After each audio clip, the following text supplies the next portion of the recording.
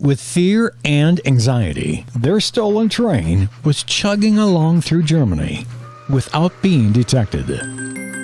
For legendsoffaith.org, I'm Rob Cutter.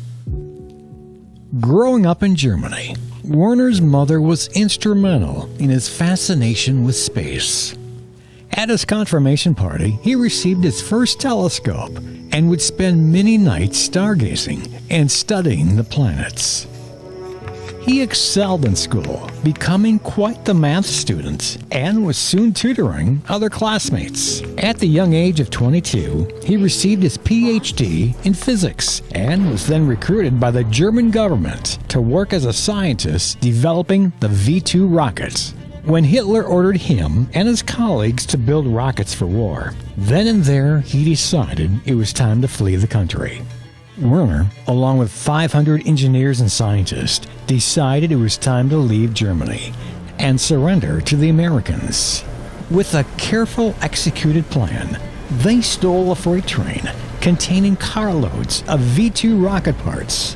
With fear and anxiety, their stolen train was chugging along through Germany without being detected.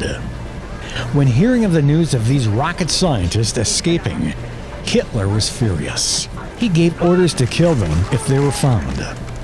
It was a miraculous journey, and all 500 scientists on board that train surrendered to an American Army private.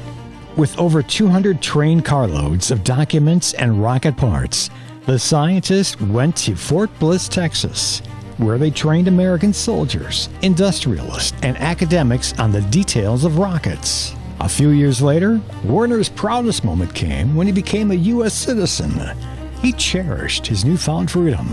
Werner would go on to work at the U.S. Guided Missile Defense and became the chief architect of the Saturn V booster rocket, the most powerful rocket ever brought to operational status.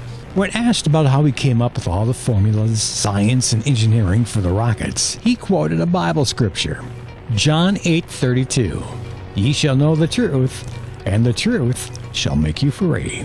He also concluded that when astronaut Frank Borman returned from his unforgettable Christmas 1968 flight around the moon with Apollo 8, he was told that a Soviet cosmonaut recently returned from a space flight and commented that he had seen neither God nor angels on his flight. When Borman was asked by a reporter, did he see God?